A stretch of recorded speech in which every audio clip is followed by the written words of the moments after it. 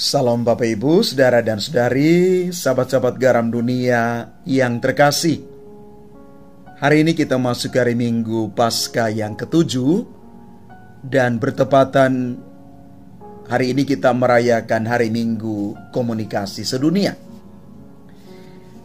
Di dalam Injil Yohanes bab 17 ayat 11b sampai dengan 19 yang kita renungkan hari ini,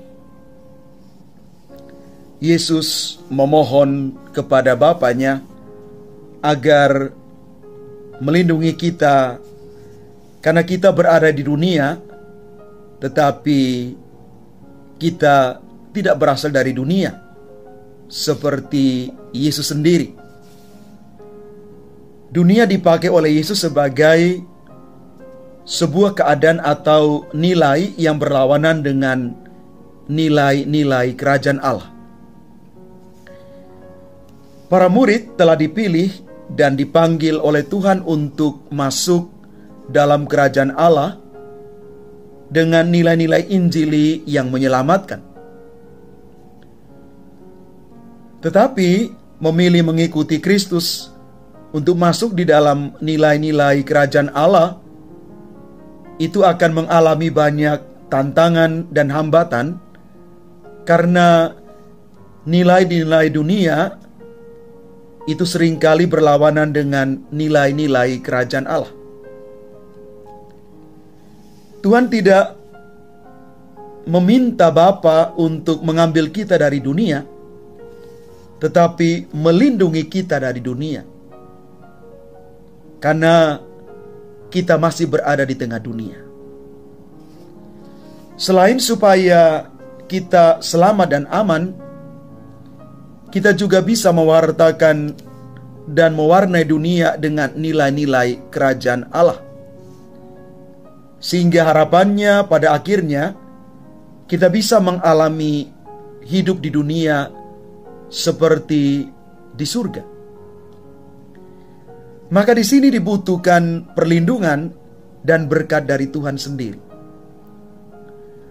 Tuhan mengajar kita agar tulus seperti merpati dan cerdik seperti ular.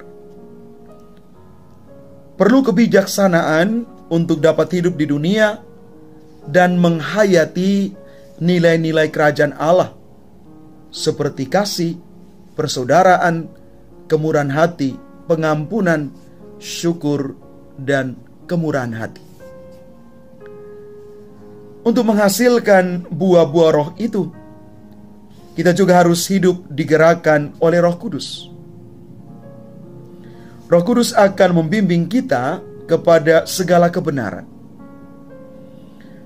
Roh Kudus akan menuntun kita untuk terus-menerus mengikuti Yesus, hidup di dalam kasih dan kepercayaan penuh kepada Allah, yang dengan bijaksana menyelenggarakan kehidupan itu. Keterbukaan akan bimbingan Tuhan sangat penting untuk membantu kita sepenuhnya yakin dan percaya kepada Tuhan dan mengandalkan bimbingannya. Maka di dalam bacaan kedua hari ini, di dalam 1 Yohanes bab 4 ayat 11 sampai dengan 16, tertulis demikian: siapa saja yang tetap berada di dalam kasih, ia tetap berada di dalam Allah, dan Allah di dalam dia. Maka Bapak Ibu, Saudara dan Saudari yang terkasih, kita membangun jembatan kasih di dalam membangun komunikasi yang baik, benar, dan sehat di antara kita.